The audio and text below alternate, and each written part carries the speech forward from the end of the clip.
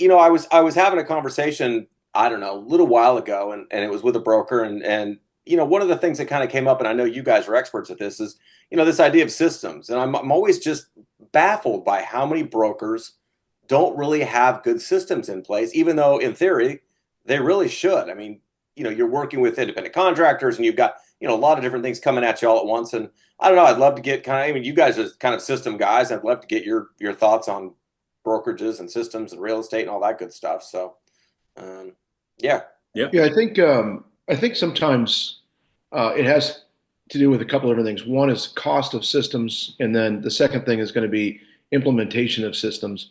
Both of those are hard, and both of those take a specific personality to put those into place. So one of the things that DJ and I could do is to cover the cost of helping those brokerages put systems into place by the mortgage as well as the coaching system we put into their operation with them for them. But honestly, the systems typically all that you have out there is 4 or 5 different types of closing animals. You'll have some CRMs, you'll have some things out there that you can do one-offs that all cost money and none of them are integrated and work together. So that's kind of my take on it. We've just tried to figure out a way to help them afford it and then put the right people in place to run those. I would add that a lot of the people we run into weren't trained the way that we were trained when we were younger, growing our companies, and then they don't grow large enough to have leverage to be able to hire the help or know that they should. right. So they're putting the systems all on themselves. And what they should be doing is practicing leadership, growing the company large enough to be able to hire the people to implement the systems. And we run into that a lot. I mean, would you agree with me? I guess in some sense that there's almost two sort of systems in some sense. You've got the digital system, which is all the software and whatnot that sort of runs the brokerage on the back end, and then you've got the front end systems where the people, the manpower, the hierarchy, and then Petter and I have talked about this, and Julie and I probably talked about this as well. It's like most of these brokers, whether they've been in the industry 5 minutes or 50 years, either have none or maybe one, but it seems like they tend to fail on the other, and I think that's probably the best way to say that. So, um, Yeah, I mean, I think there's a lot of winging it out there. We run into that. And listen, that doesn't mean these aren't everybody with good intentions. Everybody we talk to cares deeply about their agents. They just get stuck at a certain point. There was an old saying, Darren and I were talking about it the other day. It's like, if you want to have a boutique brokerage that's, 1 to 10 agents, and you still have to produce at your level that got you to this, somebody saying start a brokerage. And then from 11 to about 99 agents, it's dead man zone. It's where you're spending most of your time in management, problem solving, paying the bills, etc., and you are making no money. And then from 99 plus, you have to get big enough to hire that org chart that takes you to really the next level or any level of profitability. And then the That's org where we came in, actually. Sorry, Darren. That's why we started doing what we did to help. Yeah. Our mission is to help independent brokers. We love them. We're them. Yeah, I think if you look at the org chart going on that topic, DJ is hitting the nail on the head. It's you're everything up front. You're the garbage guy. You're the toilet fixer, the plumber, the AC guy. You're everything. Oh, and by the way, more than likely you have to sell real estate to keep the doors open at the same time.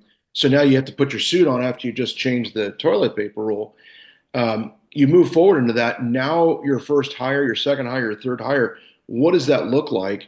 How much money is it going to cost you? And then it's the good to great, right? Putting the right guy in the right seat of the bus. It's not just adding people to the bus. right. And I think that's where the systemization, the scientific approach to hiring the right people really comes into play. And then if you don't have it, or if you're, let's just say you're a franchise, if the franchisor doesn't provide it, how are you going to provide training? Where does your unique value proposition come from? Like, hey, come work with Darren. But what does the company provide? What's your vision? I mean, what are you building? That stuff, that's hard. Yeah. I mean, Petter, you're better at this than I am because your background is more on the title side, or a lot in the title side. I mean, does title have some of the same problems that brokerages have as far as systems integration, Absolutely. whether it's front or back end? It's absolutely the same problem, and we called it painting themselves into a corner. So you got the principal, in this case, a broker, and title is, whoever started their little agency with 2 people or whatever, and they work and work and work without a growth plan. They don't have a functional growth plan. They're winging it, and that's okay. Most people are. Most small businesses, they don't know what they don't know. We found over the years a lot of not just real estate brokerages, small ones, the boutiques, the ones with 10, 15, maybe 20 agents. They were almost frozen, scared to move. And same on the title side. They had enough, they were paying their bills, they had a name, but they didn't have the resources, the means, the wherewithal to take it to the next level, to make it truly profitable or gain market share or whatever they want to do. I'm curious, guys, as you've talked to these people, what is their biggest hang up, their biggest concern, fear, obstacle that keeps them from pursuing that? I'll take a first stab at it.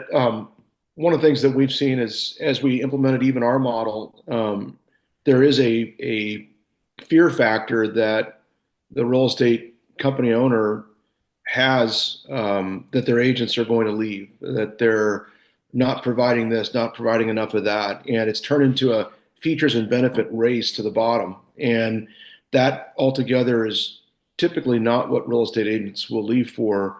We find, at least in the brokers that we've run or that I've run, DJ can speak on his own, that culture will win every time. And if they just developed a robust culture of wanting to help the agent, being there to support the agent, you don't have to go out and buy, $20,000 worth of leads every month. You don't have to have the hottest, greatest, newest CRM. You don't have to have the this, that, and the other. It's really about supporting and creating that culture that people want to stay there for. Is it going to save everybody? Is it going to keep everybody there? No. But a good portion of the higher producing agents are looking for that culture. Does your program, what do you guys do, focus on that also? Besides the numbers and everything, you focus on the culture and how to create that?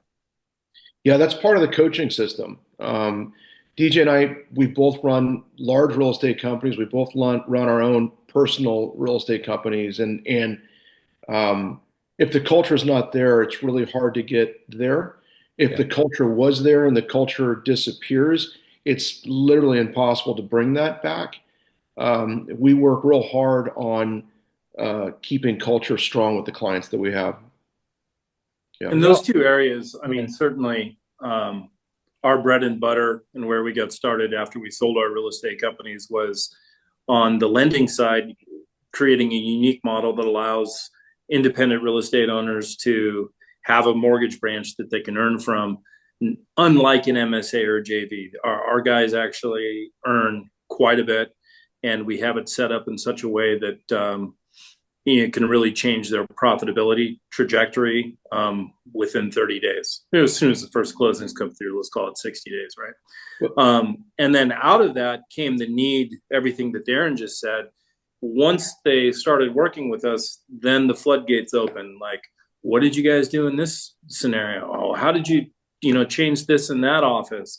I'm losing agents. How do I grow? And Darren and I, we just keep morphing with what we do. And we're like, well, we need to start a coaching company.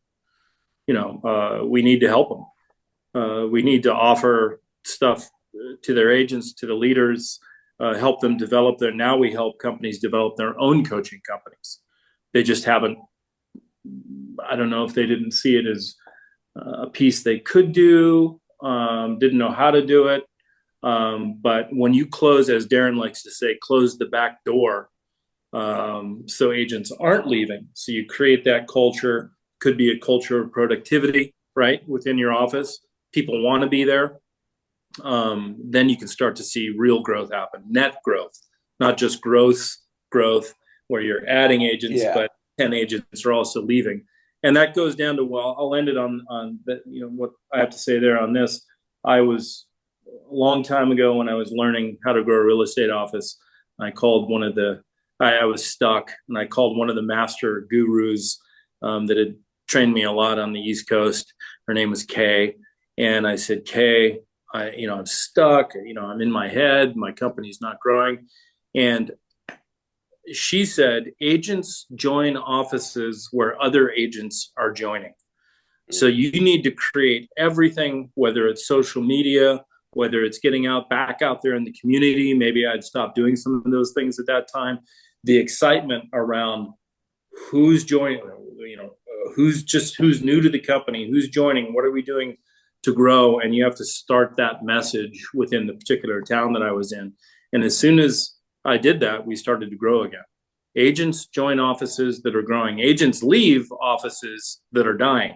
Yes. Well, So and I want to tie into that a little bit, because it's not just growth. I mean, growth is all well and good, and trust me, on the M&A side of it, obviously we want to see that too. It's more of a consistent growth. Agents will stay with a company that adds 5 and keeps 4, or adds 10 and keeps 9, or something, as opposed to add 5, lose 12, add 15, lose 6. Like, that's even worse in some sense on an agent's psyche when you've got these radical fluctuations, as opposed to, all agents know that agents come and go. Like, this isn't the news of the century, but that consistent growth, and again, title, or even, Julia and the marketing side of it, we are always looking for that consistent growth that too many brokerages or too many brokers maybe focus on. Just, it's the selling season wherever my particular market is, so I'm going to go get 400 new agents, or I'll make up some crazy number, and then at the end of the selling season, I'm going to lose 399 of them. Well, I'll just put your brokerage into a tailspin. In the long run, might help you in the short run, but won't help you in the long run. Yep. Mark, I think personally that M&A is maybe one of the most difficult to accomplish for both short and long run, and I'll explain why, and then the solution. So, if the culture of the company that is merging into the other company is not uber strong, failure. If the company that you're merging into does not have a strong culture, failure. And it has to be such that it's planned, and this, right? It has to be planned where there's a success plan in place to be able to absorb the agents coming in. So if you've got a 20,000 person brokerage and you're merging in a 500, those 500 have to feel so special that they're coming in, because you want to keep all of them. And we've seen so many different mergers happen where there is no plan in place, and it's almost like throwing the mud against the wall. God, we hope we get like a dozen of these 500 to stay. And I scratched my head wondering why you did it. So, success plans. Well, I can tell you from experience that you're spot on there. I mean, we always try to say, look, we understand that there's going to be some attrition. That's sort of the rule of the game in some sense. But if you can keep it under 5%, then you've done pretty well. I mean, we have had deals where it's been 0%, or maybe something is a small fraction of a percent, something like that. And you look back and go, it's the cost of doing business in some sense. And a lot of times the agents that leave are the ones who are not very productive anyway. They've probably been thinking about leaving. This was their easy out. But if you get 10, 20, 30, 40% attrition on a single M&A deal, that deal was wrong. It's that easy. It was just wrong, and it shouldn't have gone through. And somebody should have put the brakes on it. Yeah, I hear you. Well, and that's why, like Mark, when we do kind of the matching of the buyer and the seller, we're really diligent about trying to match that culture, like as best as we can. So, I mean, we do a lot of marketing around that, obviously speaking from a marketing standpoint, but it's like, that's really important, because if the culture doesn't match, they're not going to work together. It's going to be like oil and water. Yep. I mean, I've even said this, to some degree, which is, I can very easily take a standard traditional split model and work it into, whether that's a 100% model, or maybe there's a downline component or something, and I can generally go a little easier that way. You cannot take a 100% agent and drop them back into an 80-20. They'll just flee. And so we've given up. I mean, Petter and I had one not long ago where it was that. It's like, why are we out of our? We're not going to go reverse engineer this the other way. It'll lose all the agents. So, I mean, I'm sure, on that, you guys see that as well. You're as keen on that as probably as we are. I mean, if you were to try that in today's world, in any world, I guess, you would have to really define what the 20% is worth. In other words, what are you getting for your 20%? And you better match out what they're, maybe let's just call it marketing, let's just say. You better match out what the individual agent spends per listing, et cetera. You know where I'm going with that. But you have to be really specific on what, let's say it's an 80-20, what the 20% is and what they get for that. And it probably should be more than 20%. 20%'s worth. So remind me, okay, so I know you're both located in Arizona, as I recall. I don't know why that's. I'm in Arizona, Darren's in California. Okay. Oh, yep. California. You doing all right? And remind me, I can't remember where you're at there. Well, he's not near. He's not SoCal. He's not SoCal. Yeah, I'm actually in. I'm just above Temecula, California, just in San Diego. Okay. It's not affecting you. Okay. Nah. But you guys work all over the country. Yeah. Yes. Or can, I should say. Maybe it's a better way to say it. And I know you're working pretty strongly in some particular brands. I won't name names, but you've got a couple, 3 very strong brands that you're working with pretty directly. And what's the option of continuing to further that out into other brands and make your program even more accessible? I think, or is that up to us? Maybe Rema's the one that needs to help you guys with that. Sure. We love to help, right? We never say no. So I think one of the things that but I will say it has been word of mouth up till this point, so that's pretty good, Darren. Yeah. One of the things that we have the opportunity of doing is, with our backgrounds, they're fairly diverse. Both DJ and I, we didn't start our world in the real estate arena. It was different, or the mortgage arena was different.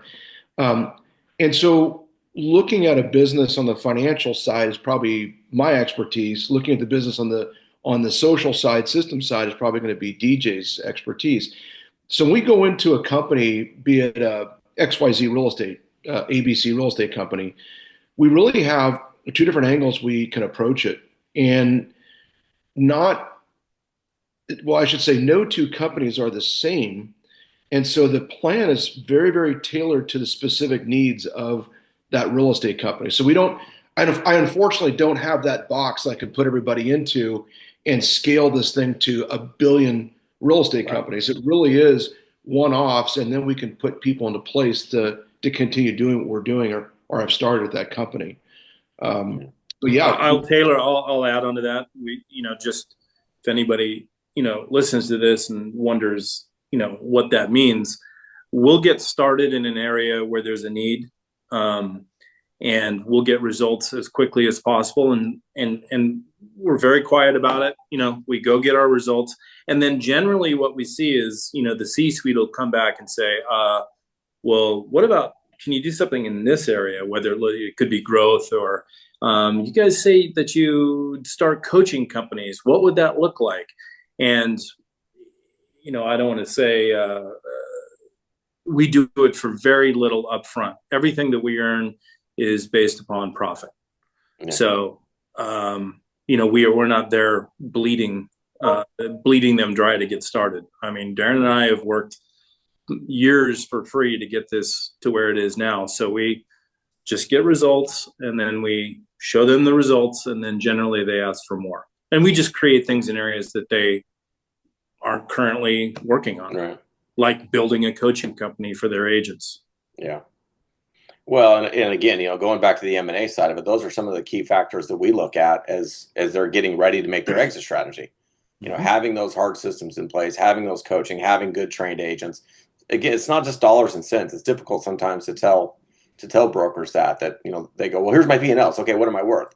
A bit more to it than that. It's not quite that simple. So, well, I mean, in today's world too, with the way splits have gone, over the last 30 some odd years, we can go into a company of medium size, let's call it 5,000 agents.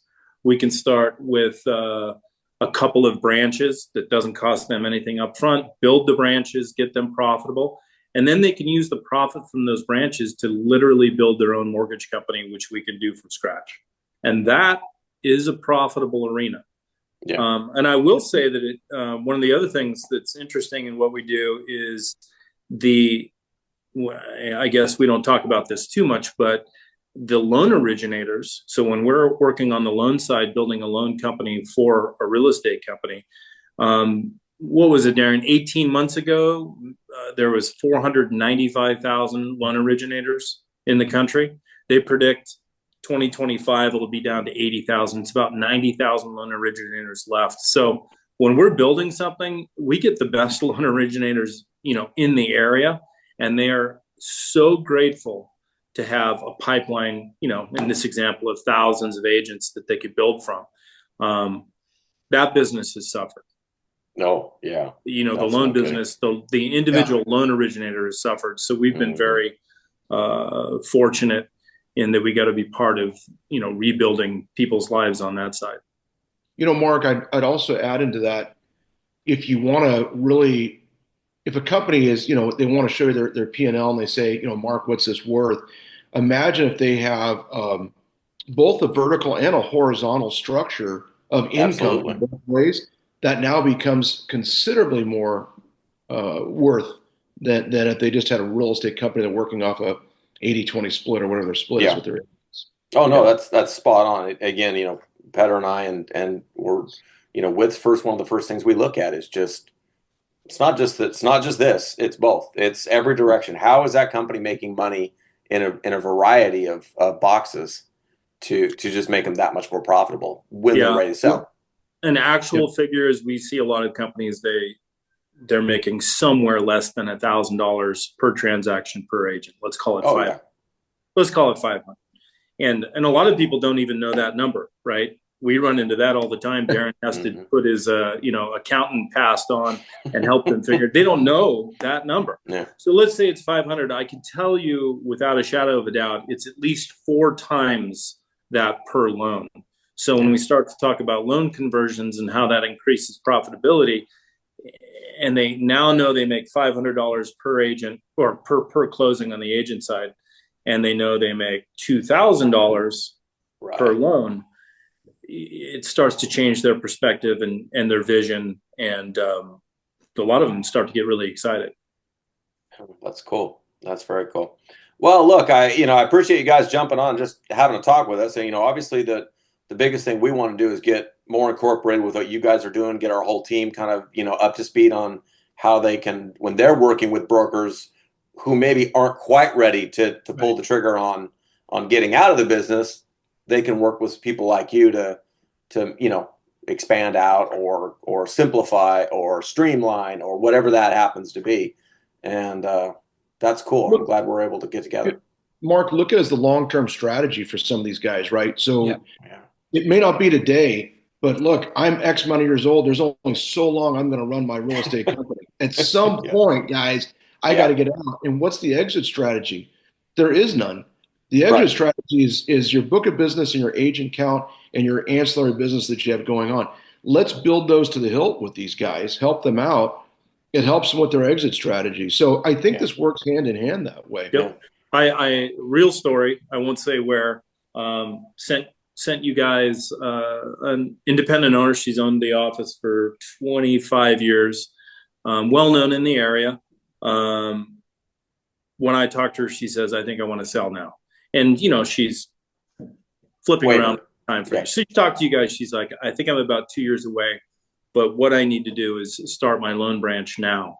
So we're actually, so she's in with you guys already, which is exactly what we're talking about.